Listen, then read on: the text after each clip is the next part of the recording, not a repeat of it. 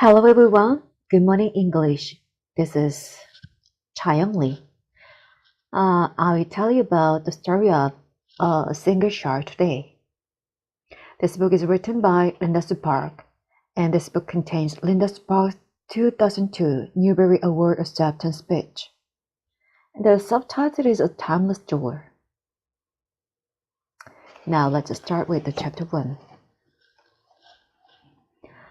A small village on the west coast of Korea, made to late 12th century. Chapter 1. 3-year, have you hunger over today? Craneman called out as 3-year drew near the bridge. The well-fed village greeted each other politely by saying, "Have you eaten well today?" 3-year and his friend turned the greeting inside out for their own little joke. 3-year squeezed the virgin pouch that he wore at his waist. He had meant to hold back the good news, but the excitement spit out of him. "Craneman, a good thing that you greeted me so just now. But later today we will have to use the proper words." He held the bag high. 3-year was delighted when Craneman's eye widened in surprise. He knew that Craneman would guess at once. Only one thing could give a bag the kind of smooth fullness: a carrot tops or chicken bones, which you pulled through it in odd lumps. No, the bag was filled with rice. Craneman raised his walking crutch in a salute. "Come, my young little friend, tell me how you came by such a fortune, a tale worth hearing, no doubt." 3-year had been trotting along the road on his early morning perusal of the village rubbish heaps. Instead of him, a man carried a heavy load on a jjigae, an open frame baggage made of branches. On the jjigae was a large woven straw container, the kind commonly used to carry rice.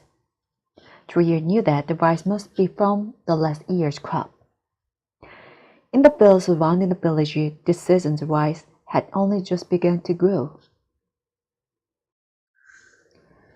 It would be many months before the rice was harvested, and the poor allowed to glean the fallen grain from the bare fields. Only then would they taste the pure flavor of rice and feel its solid goodness in their bellies. Just looking at the straw box made water rush into 3-year's mouth.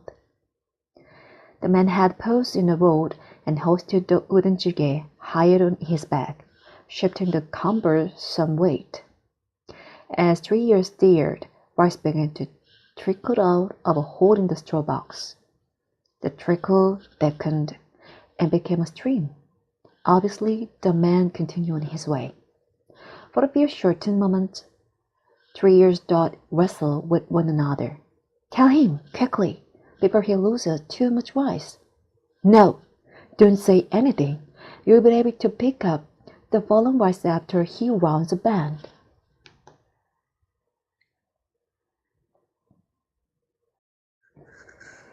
Trier made his decision. He waited until the man had reached the bend in the road, then went to catch him. "Honorable sir," Trier said, panting and bowing, "as I walked behind you, I noticed that you were marking your path with rice." The farmer turned and saw the trail of rice. A well-built man with a broad, sun-tanned face and pushed his straw hat back, scratched his head, and laughed ruefully. "Impatience," said the farmer. "I should have had this container even with a double wall, but it would have taken more time.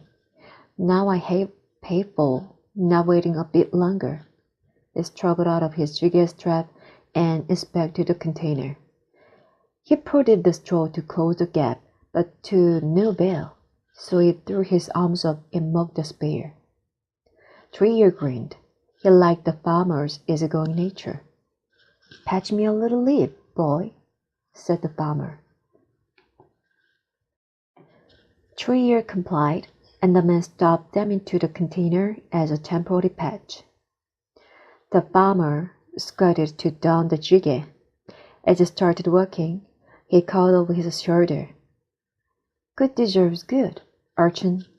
The rice on the ground is yours if you can be troubled to gather it.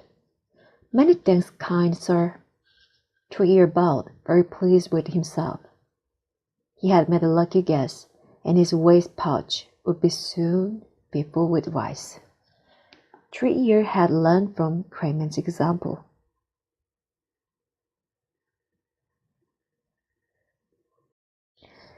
Well, this is the end of today's story.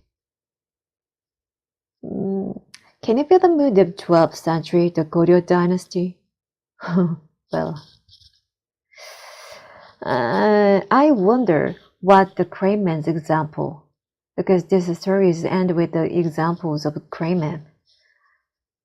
I think you too, but I give some tip about this example because the next page there is some sentence that Crayman said to 3-Year.